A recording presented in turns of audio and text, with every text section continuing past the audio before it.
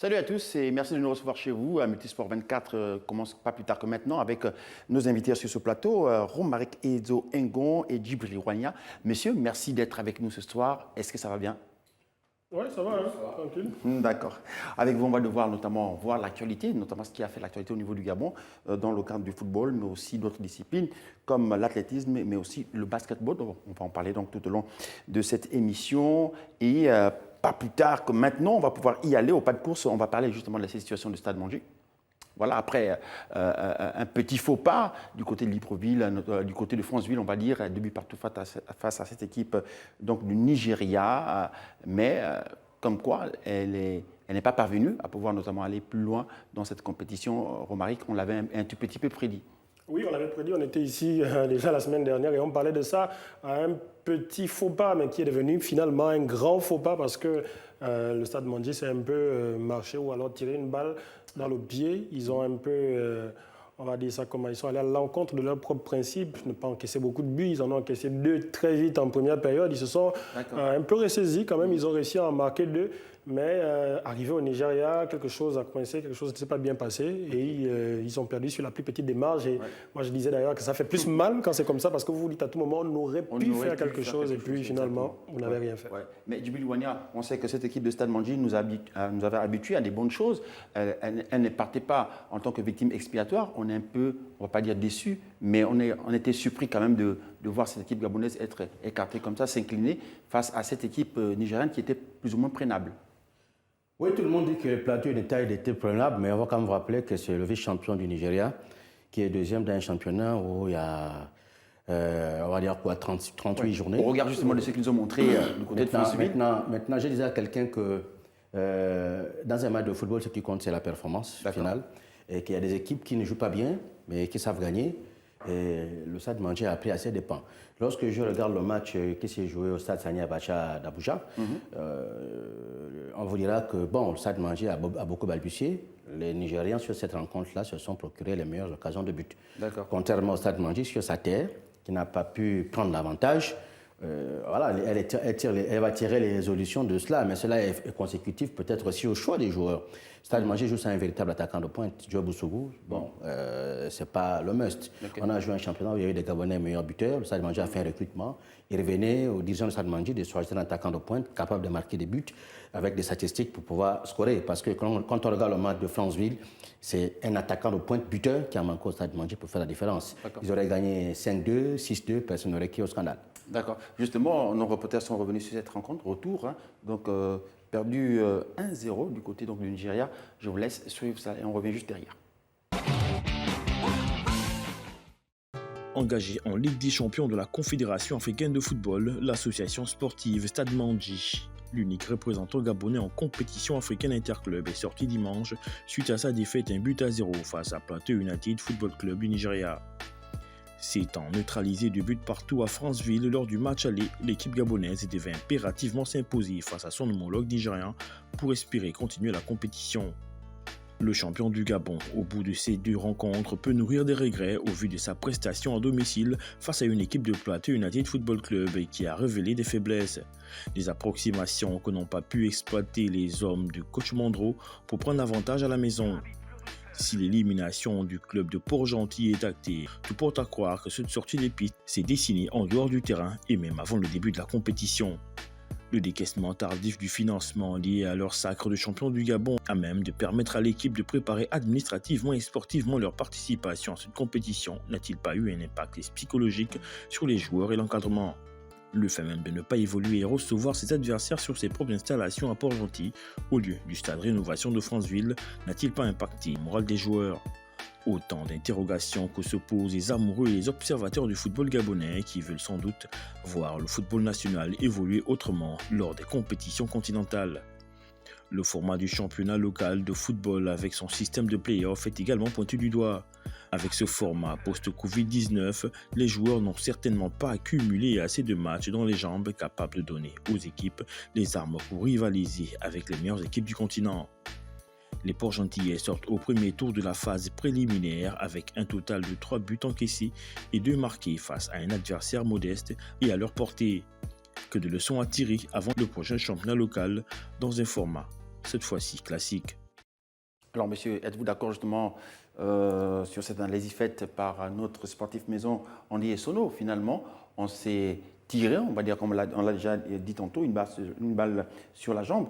Mais est-ce que cette équipe gabonaise avait véritablement les moyens de sa politique pour pouvoir représenter de façon, on va dire, maximum ou maximale justement cette équipe du côté du Nigeria? Oui, bon, je veux dire que les moyens, il y en avait, puisque le fait de s'être inscrit et d'avoir accepté de jouer la compétition, c'est qu'on a les moyens mentaux et peut-être les moyens structurels. Le Stade Mandji, c'est l'équipe de la municipalité de Port-Gentil. C'est la deuxième grosse collectivité locale du Gabon. D'accord. On sait que le Stade Mandji a toujours eu des financements autres que celles de l'État et un financement assez important. Port-Gentil, c'est la ville du pétrole, avec un management et beaucoup de marketing en impliquant la communauté du milieu des affaires de la province de Logoé-Maritime. Je pense qu'il y avait là moyen de trouver les moyens hors ceux de l'État pour pouvoir préparer. Et puis ils sont champions depuis le mois de juillet. Ils savaient qu'ils jouent en septembre. Donc lorsqu'on est organisé et qu'on est sérieux, on met le moyen qu'il faut avant. Parce que l'État gabonais, ce n'est pas un État que nous connaissons aujourd'hui. C'est un État avec lequel nous vivons depuis et il aurait fallu à Stade Mandji d'être avant-gardiste lorsqu'il faut défendre les couleurs d'une belle province comme le Logoé-Maritime, qui a toujours su se situer au panthéon du football gabonais. C'est ça le regret. Il y a des belles structures, mais on a été un petit peu surpris de voir justement cette équipe de Stade Mandji évoluer du côté de Franceville, dans l'Autogoué. C'est l'organisation. Il faut être avant-gardiste. Voilà. Qui veut aller le ménage sans mentir? La monture devait se ménager avant le mois de septembre. Et on ne peut pas dire réellement surpris dans la mesure où on sait très bien qu'il n'y a qu'un seul stade homologué au Gabon et c'est le stade de Franceville, justement. Maintenant, comme il l'a dit, le championnat s'est terminé en juillet. Il y avait très bien le temps, des 2 mois qui se sont courus au milieu, de faire quelque chose pour le stade Michel Essonneau de Port-Gentil. Je parle en tant que quelqu'un qui y est arrivé. Et moi, je suis allé dans ce stade. J'ai d'ailleurs fait un petit reportage qui est sur ma page pour ceux qui me suivent. Ouais. Et je suis allé jusqu'au vestiaire. Les vestiaires n'ont pas de problème, les gradins n'ont pas de problème. Les seuls réels problèmes, il y en a 2 que moi j'ai pu regarder. C'est la pelouse qui est totalement asséchée à cause d'un problème d'arrosage automatique. Et justement, ce problème est le corollaire justement du fait qu'il n'y ait pas d'eau dans ce stade ou aux alentours du stade. Ça, c'est un problème qui n'est pas seulement inhérent à la province du Logoé-Maritime, malheureusement. Mais il y avait d'autres solutions à trouver, comme se faire ravitailler, parce qu'il y a des citernes ou alors des cuves qui sont préparés ou apprêtés pour ce genre de situation tout autour du stade où on pouvait demander aux sapeurs-pompiers de venir remplir pour pouvoir arroser et faire en sorte que le stade soit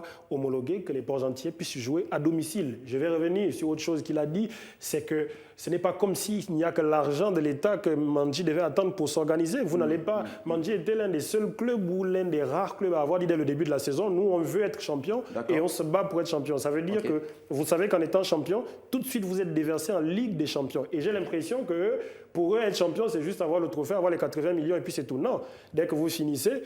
Connaissant Mandro, il ne s'est pas beaucoup reposé, il a tout de suite remis ses gars au travail. Il n'y a pas de souci là, mais sur le plan structurel et administratif, on a l'impression que les gars étaient surpris alors que ce n'est pas comme s'ils n'ont pas d'argent, comme certains clubs comme Dikaki, etc. Non, ils ont de l'argent, ils auraient pu faire déjà certaines choses avec cet argent. D'accord, messieurs, justement, la question fondamentale, c'est qu'est-ce qu'on peut retenir justement de cet échec de Djibril Wania?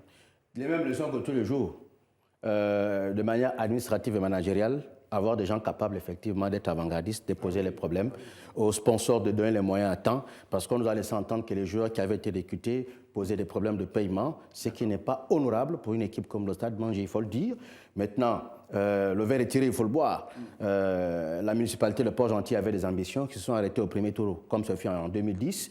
Maintenant, il revient à la mairie de Port-Gentil de prendre ses responsabilités, parce qu'on a quand même l'impression qu'il y a aussi un conflit de leadership entre la responsabilité omnisport et la responsabilité spécifique football. Moi, j'ai interviewé, par exemple, j'ai interviewé des responsables du Stade Mandji, on aura les interviews peut-être plus tard, ou alors on se rejette la balle. Ce qui n'est pas serein pour une équipe qui veut aller jouer loin dans une Coupe d'Afrique. Ça veut dire que, Romaric, pour cette équipe-là, on va devoir tout reprendre. D'abord, notamment, dès le départ par le championnat cette fois-ci. Non, pas nécessairement tout reprendre. Ils ont de bonnes assises. Quand on gagne un championnat, on n'est pas le premier venu, même si c'est un championnat dans ce format-là que beaucoup critiquent, mais il faut encore le gagner. Maintenant, j'ai entendu dans le reportage qu'on va démarrer le championnat version normale. On n'est pas encore là. Ça, ce sont juste des annonces. Il y a beaucoup de choses comme ça qui sont souvent annoncées par le ministère et qui finissent par ne pas arriver. Moi, tant que je n'aurais pas vu ce championnat démarrer avec un planning bien établi tout autour de 38 journées ou de 30 ou je ne sais pas, ça va faire moins de 38 journées parce qu'il n'y a que 14 équipes.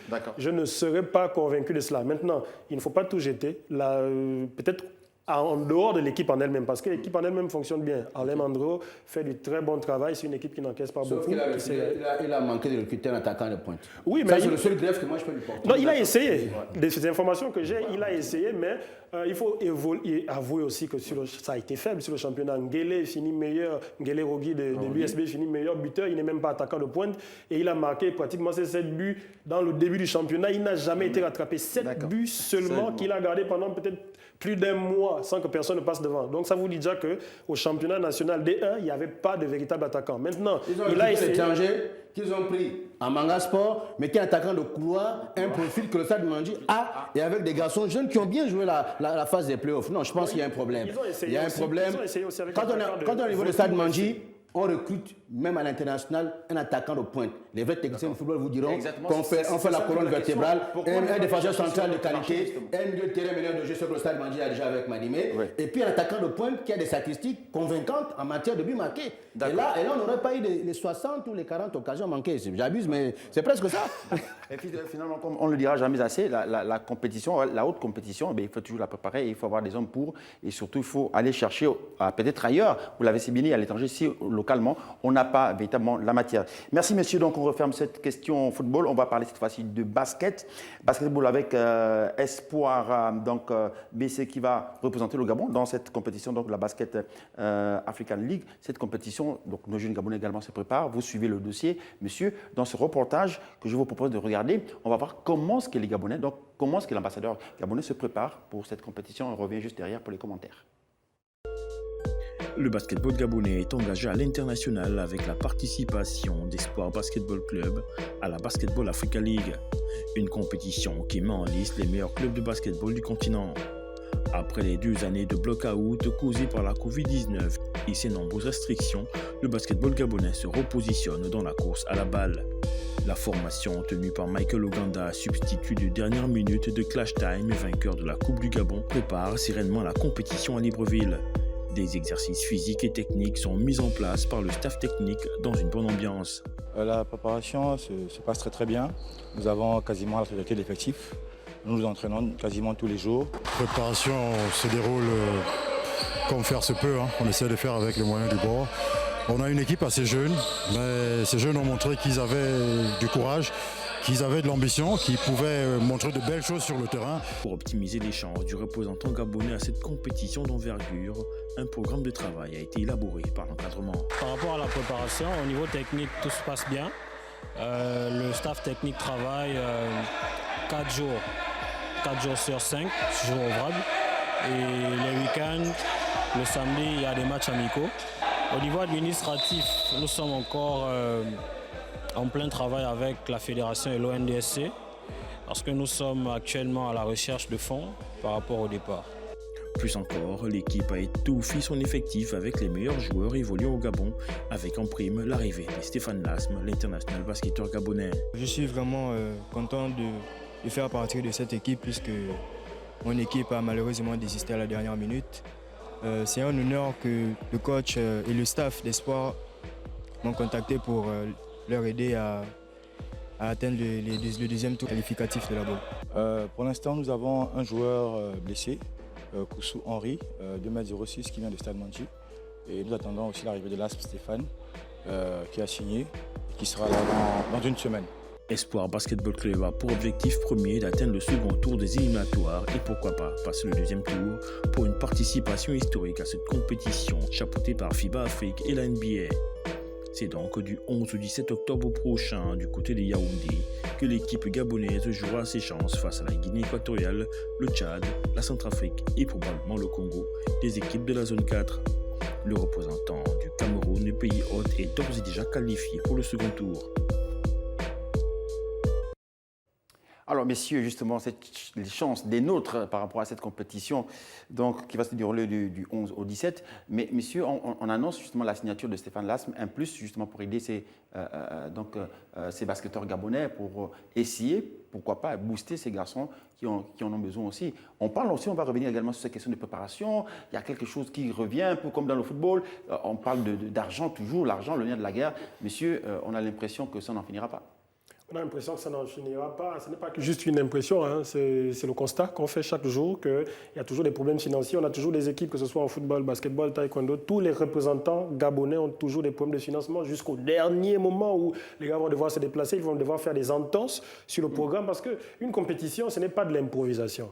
C'est un planning bien établi sur lequel vous surfez jusqu'à ce que vous arriviez à la compétition. Il y a la préparation physique, il y a la préparation financière, il y a la mise au vert, il y a les matchs amicaux. Exactement. Et souvent, vous devez être un peu plus tôt sur les lieux de l'endroit où vous allez jouer la compétition. Et parfois, nos équipes arrivent soit la veille, soit le jour même. Elles sont fatiguées, elles ont eu beaucoup de doutes. Le départ a été prévu le 9, parce que la compétition va démarrer le 11 octobre et va se terminer le 17. On espère qu'à ce moment-là, tout aura déjà été fait. Moi, j'ai appris que pour les billets, c'est déjà résolu, que le problème aurait déjà été résolu par l'ONDSC. Maintenant, pour le reste, il va falloir le faire parce qu'il y a, on appelle ça comment, les frais d'hôtel, les frais de déplacement, il y a les repas, il y a tout ce qu'il y aura à faire sur place et encore à faire ici avant. Et il ne faut pas qu'on se retrouve dans la même situation avec Stéphane Lasme, dont on parlait, et faire venir un joueur, même si c'est un Gabonais qui vient certainement aider ses jeunes frères, il va apporter en tant que joueur, et même il a une certaine expérience maintenant pour seconder un peu les deux coachs qui sont sur place. Exactement. Mais il va falloir aussi lui payer ce qu'il va falloir. Il va falloir lui payer quelque chose parce qu'il ne vient pas faire du bénévolat non plus. Djibril Wana, dans cette zone 4, là, le Gabon figure dans une poule assez relevée. Hein. Même si on parle de la Guinée équatoriale, mais il y a le Tchad, mais il y a également des Congos qui ne viendront pas là en victime expiatoire. Quand on sait également qu'ils ont une modeste expérience quand même qui est légèrement au-dessus de celle de l'équipe gabonaise. Bon, moi, je fais confiance à Espoir parce que c'est une équipe qui progresse.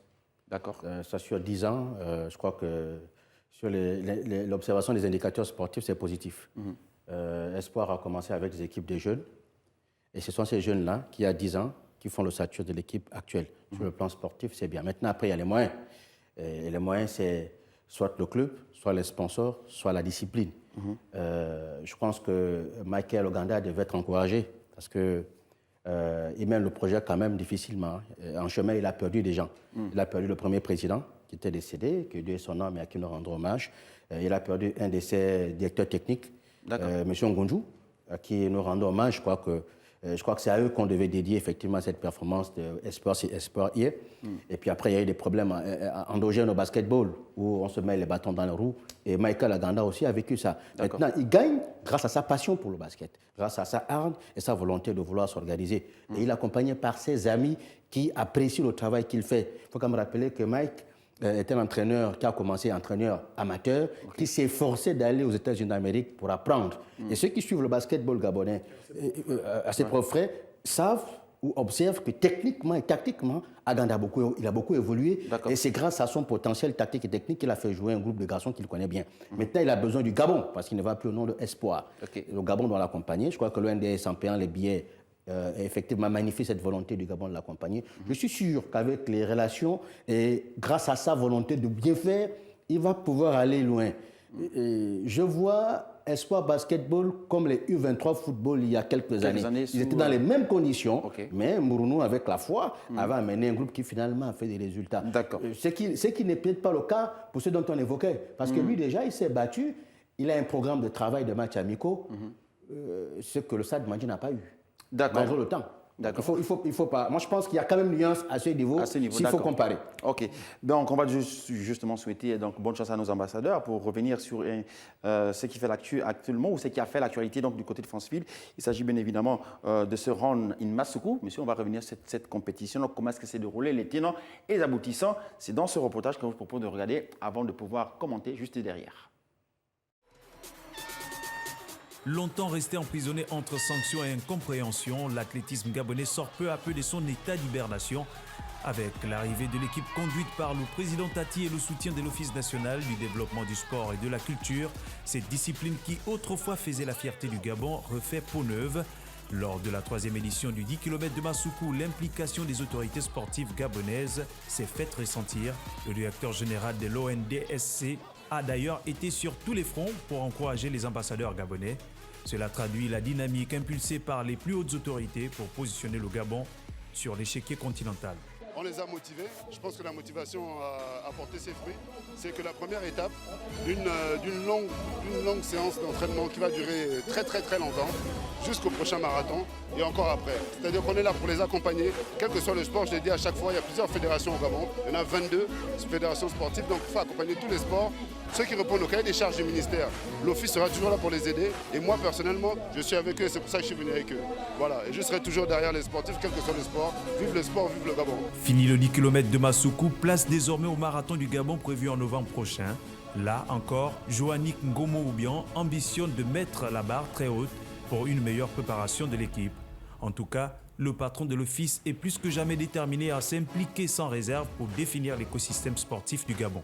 L'office a pris la conscience de soutenir tous les athlètes gabonais qui se conforment à ce que l'administration publique demande. C'est-à-dire que vous ne pouvez pas demander à une administration publique de vous fournir de l'argent, de la subvention, des entraînements, etc.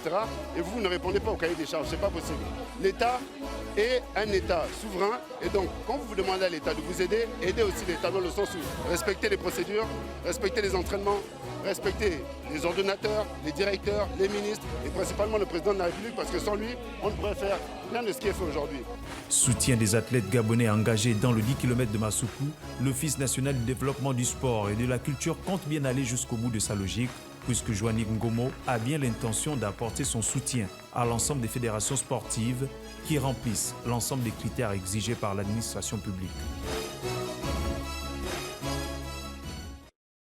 Voilà une compétition qui a été fortement suivie par nos journalistes sur le terrain. D'abord, journalistes justement qui ont revu donc, de fond en comble et qui ont analysé cette compétition qui s'est déroulée donc, du côté de Massoukou. Je voulais suivre les critiques, sinon la critique justement des uns et des autres dans cet élément que je propose de regarder.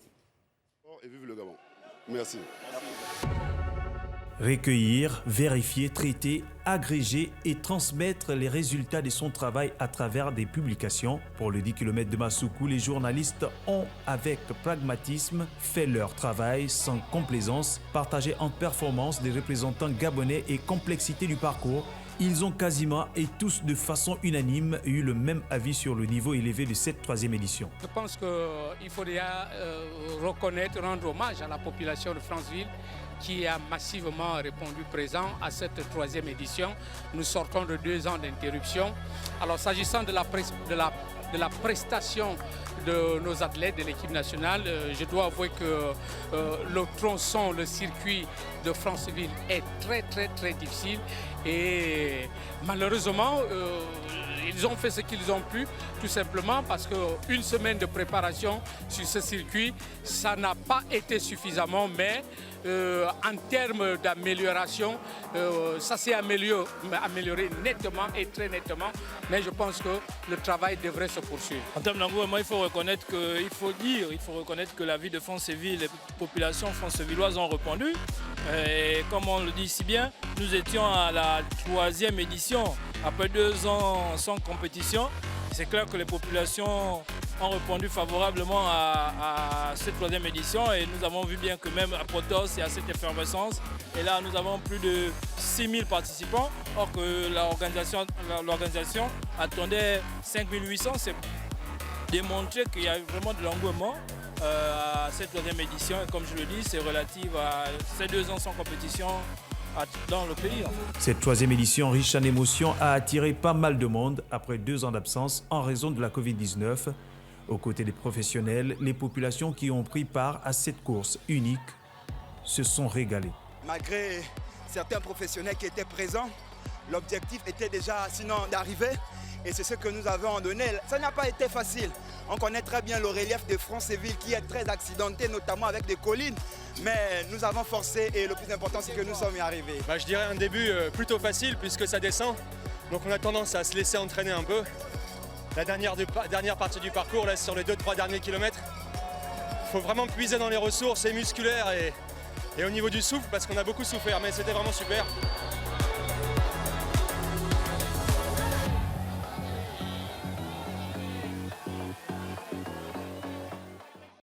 Alors, monsieur, justement, par rapport à cette compétition qui s'est déroulée du côté de Massoko, quelles sont les leçons qu'on peut en tirer quand on sait justement que ce qu'on attend peut-être, nous en tant que professionnels qui regardons justement cette compétition, c'est qu'il n'y a pas véritablement un impact pour ce qui devait se faire en matière d'athlétisme au Gabon, même si on sait qu'actuellement, M. Tati est en train de se battre, qui est le président de la fédération, pour que la mayonnaise prenne véritablement et pour qu'il y ait un suivi derrière, pour permettre peut-être, pourquoi pas, à ces compatriotes gabonais qui pratiquent justement cette discipline, de pouvoir bénéficier aussi de formations et tout ce qui s'ensuit, pourquoi pas être des futurs Kenyans dans la compétition du Wania.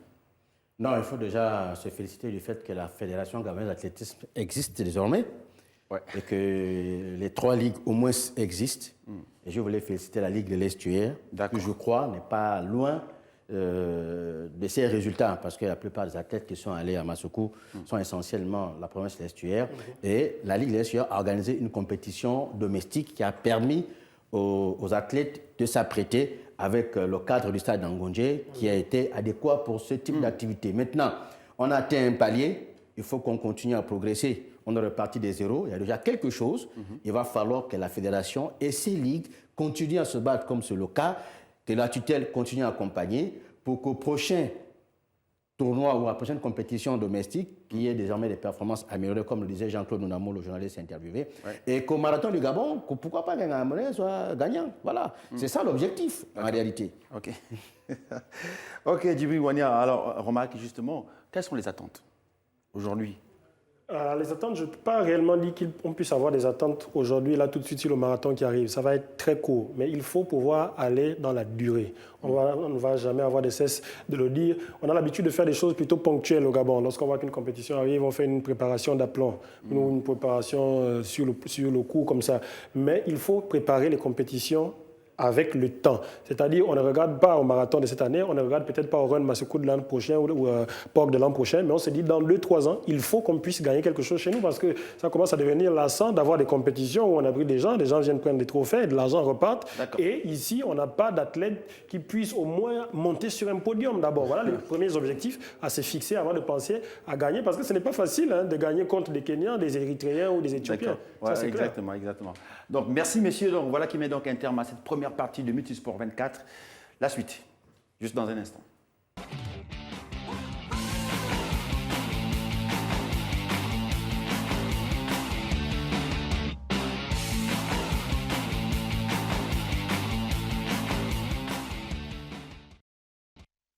Deuxième partie de Multisport 24, c'est maintenant que vous nous prenez. Mesdames, Messieurs, vous n'avez absolument rien raté. Et dans le cadre de cette deuxième partie, nous avons 2 invités avec lesquels donc, nous aurons l'occasion de parler de ce qui fait l'actualité du côté du taekwondo. Nous recevons donc sur ce plateau Monsieur François Schumer, c'est ça? Oui. Monsieur, bonsoir. Bonsoir. Donc à vos côtés, vous avez donc Madame Florine Schumer. Oui. Madame, merci d'être avec nous. Merci. D'accord.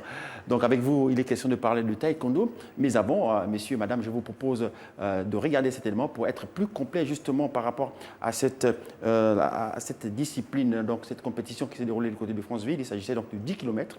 Voilà, pour être plus complet, donc nos reporters se sont retrouvés nez à nez avec le président de la Fédération gabonaise d'athlétisme, monsieur Anakle Tati, est revenu justement de façon générale et a donné les leçons à retenir par rapport à cette compétition, la réaction. C'est dans cet élément que je vous propose de regarder.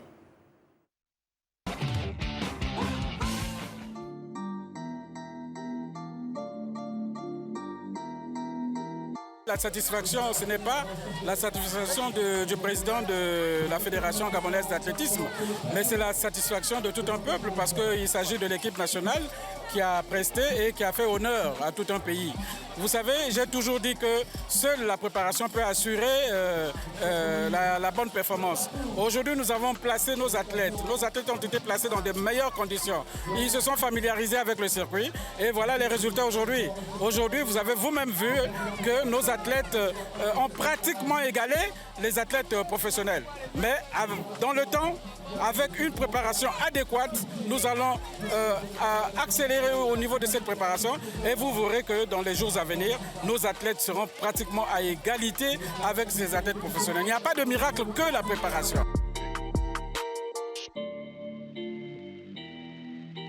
Bon, Bon, mais c'est tellement qu'ils étaient en train de s'échauffer. En plus, vous savez, entre le lieu d'échauffement et le lieu de départ, c'est une grande distance. Bon, c'est tellement qu'il y a eu le problème de logistique qui s'est posé.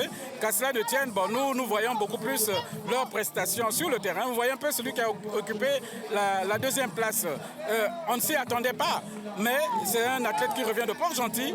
Hein, et il a écouté les consignes de l'entraîneur et il a fait honorable. Donc nous avons aussi des talents dans ce sens, surtout au niveau de la garde républicaine. Vous avez vu la pléiade de vedettes au niveau de la garde républicaine.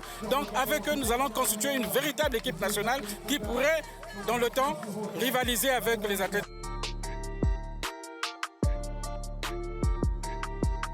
Une continuité, le ministre nous a rassuré qu'effectivement la préparation va continuer parce que Massoukou c'est dans un mois. Donc nous voulons que ces athlètes soient toujours placés dans les meilleures conditions pour qu'ils affrontent Massoukou, plutôt qu'ils affrontent Libreville dans les meilleures conditions.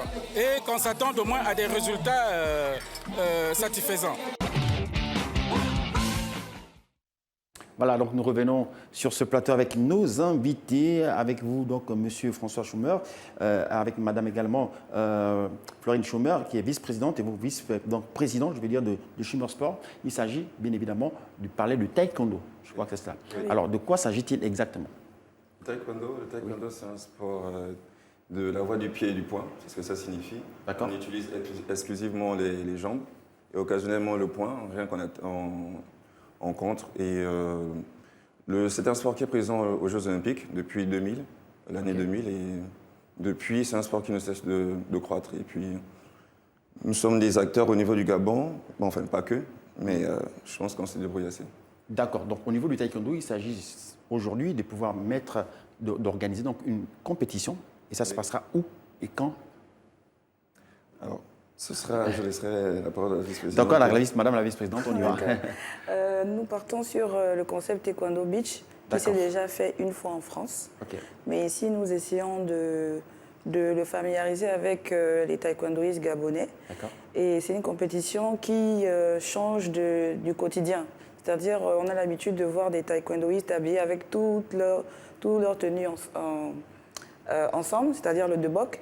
Et là, c'est différent. C'est en plein air, avec des t-shirts et le bas des debok. Ils sont plus à l'aise et ils s'expriment. C'est plus relax. C'est plus relax, voilà. D'accord.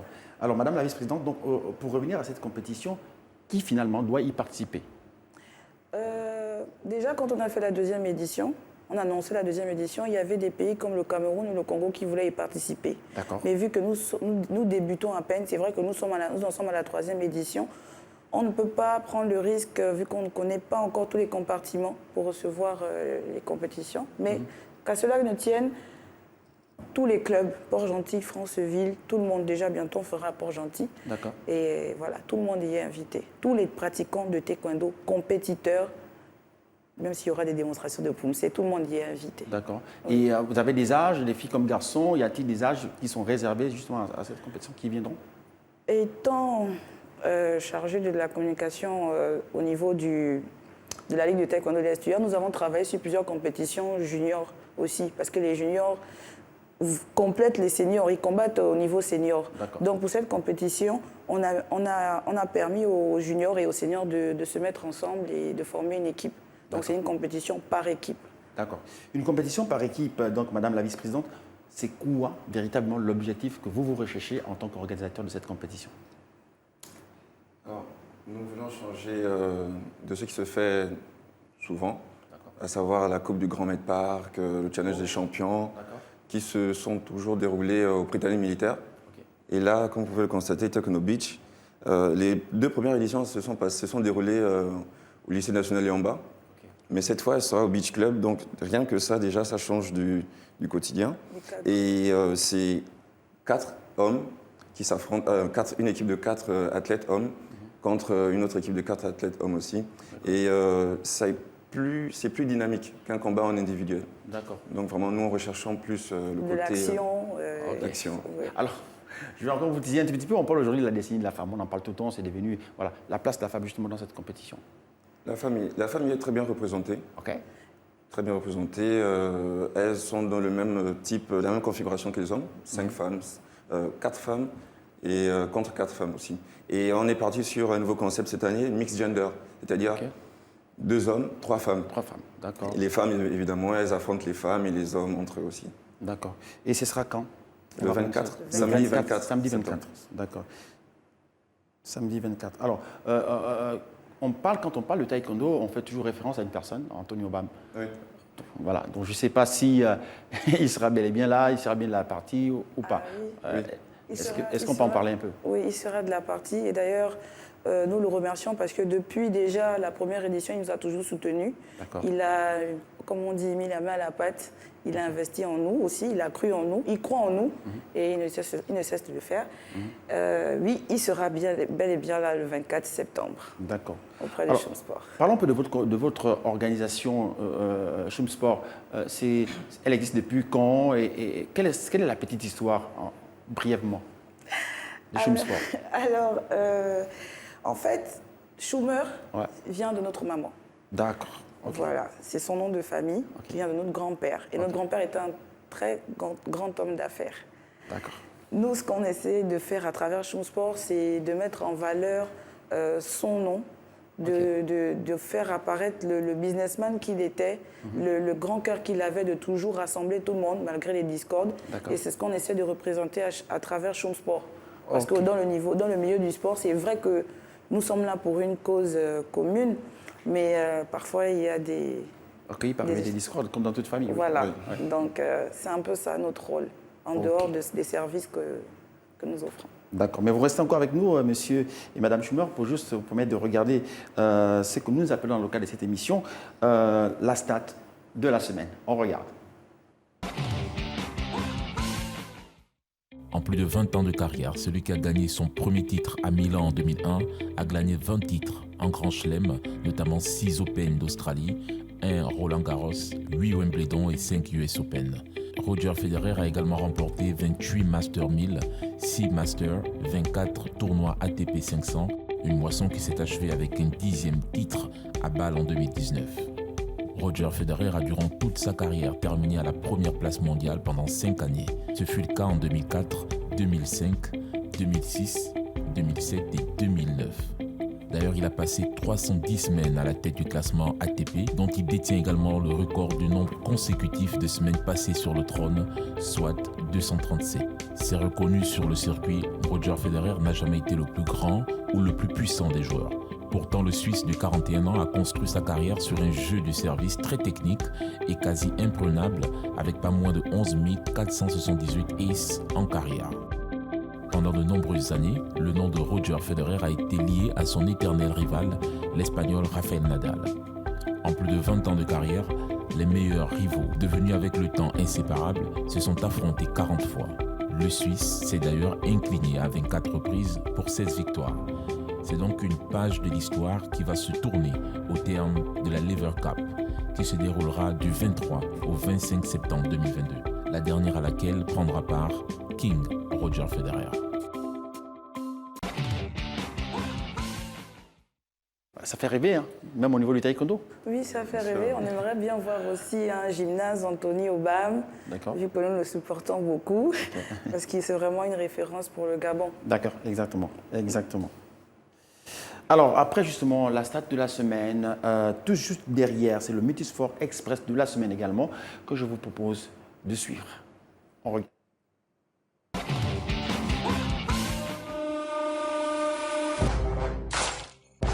Après un week-end de Ligue 1, une nouvelle fois marqué par plusieurs polémiques liées à l'arbitrage, les entraîneurs de première division sont conviés ce mardi à une visite du centre de visionnage du VAR. Une invitation lancée par le patron des arbitres, Pascal Garibian, pour montrer aux coachs comment cela fonctionne au quotidien. Dimanche, le GC Nice a crié au scandale suite à l'exclusion de Jean-Claire Todibo pour une faute sur Abdallah Sima lors du match face à Angers perdu à domicile 0-1. Le stade de Reims a aussi dénoncé la trop grande sévérité de l'arbitrage après l'exclusion de Bradley Loco à la 22e minute de jeu. Vinicius Junior n'est pas du genre à se laisser impressionner. L'attaquant brésilien a publié une nouvelle photo de sa danse avec Rodrigo Silva lors du derby madrilène remporté dimanche 1-2 sur l'ouverture du score et a complètement assumé ses petits pas en publiant une photo de son duo avec son compère sur les réseaux sociaux. Une scène qui lui a valu des sifflets et des insultes du public du Wanda Metropolitano. Mais la veille, Vinicius avait prévenu qu'il ne va pas s'arrêter. José Mourinho voit rouge. L'entraîneur portugais de l'AS Roma a pété les plombs dimanche soir lors du choc de la 7e journée de Serie A entre son club et l'Atalanta Bergame qui les a battus 0-1. Tout s'est joué avant l'heure de jeu alors que la formation de Bergame menait déjà au score quand Nicolo Zaniolo déborde côté droit et est accroché dans la surface par Khaled Okoli.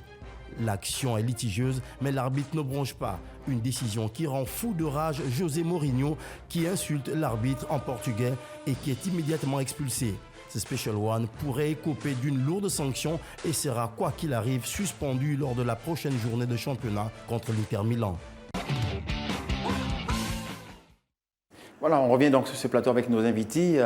Madame la vice-présidente, justement, par rapport à cette compétition, qu'est-ce qu'on peut encore retenir qu'on n'a pas pu dire ici sur ce plateau, que vous souhaitez justement peut-être communiquer pour ceux qui vous regardent? Déjà, il faut savoir que c'est une équipe de jeunes. Déjà, je remercie notre secrétaire Amen Abigail qui est là. Joa Samekoudi et Apide Agdebi.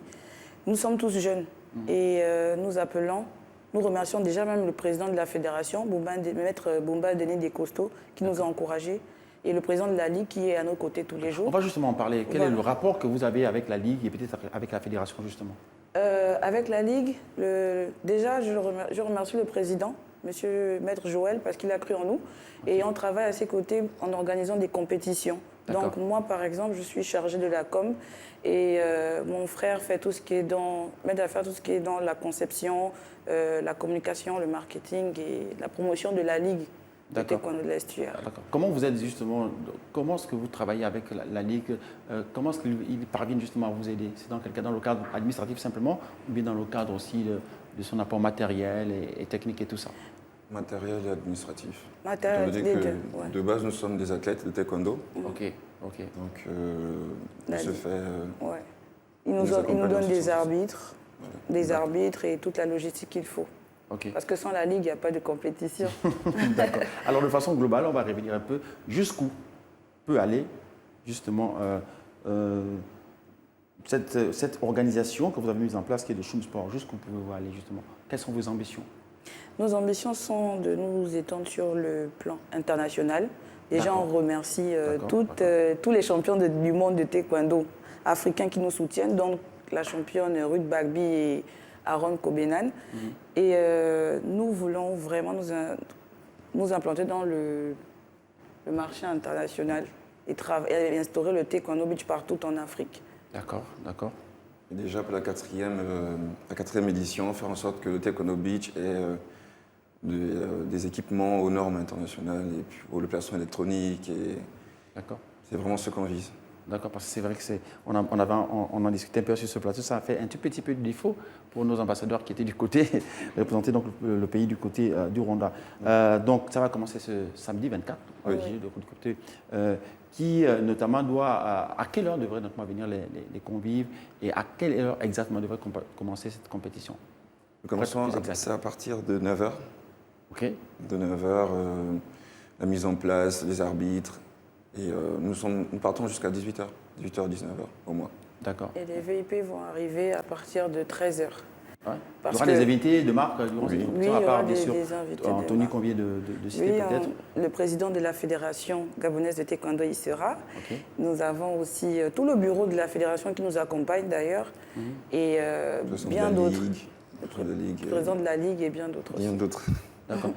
Est-ce qu'au sein des Shum Sport, y a-t-il déjà des athlètes qui veulent s'internationaliser, devenir pro, comme des futurs Anthony Obam justement et autres? Est-ce qu'il y en a qui ambitionnent déjà? Oui, moi. Alors parle-nous un peu de votre histoire. Moi, ça me fait 16 ans de pratique de taekwondo. D'accord. Je suis ceinture noire 2e dan. Je suis athlète. J'ai compéti en France, au Maroc. De ce fait, hormis l'organisation, on se prépare dans l'ombre pour les échéances à venir. D'accord. Mais c'est vrai, Anthony Obama nous inspire beaucoup, on aimerait lui ressembler et on ne cesse d'être motivé par ça. Il nous le conseille d'ailleurs, pas plus tard que hier, il nous a donné des conseils sur le rythme d'entraînement qui est de 10 séances par semaine, du lundi au vendredi. Donc grâce à ça, on s'accroche. Ok. Il y a une chose qu'on veut peut-être en parler, ce sera peut-être là pour nous l'occasion de faire la boucle. Alors on sait que la Covid, c'est quand même la 4e édition. Vous avez été impacté par la Covid? Oui. Si oui, comment est-ce que vous redémarrez ça? Est-ce que c'est timide un peu? Est-ce que vous sentez qu'il y a l'engouement derrière? Bon, il faut dire aussi que ça a été difficile. C'est-à-dire, on était lancé dans un processus, on commençait à acquérir de l'expérience, et là, tout d'un coup, on était refroidi par la Covid.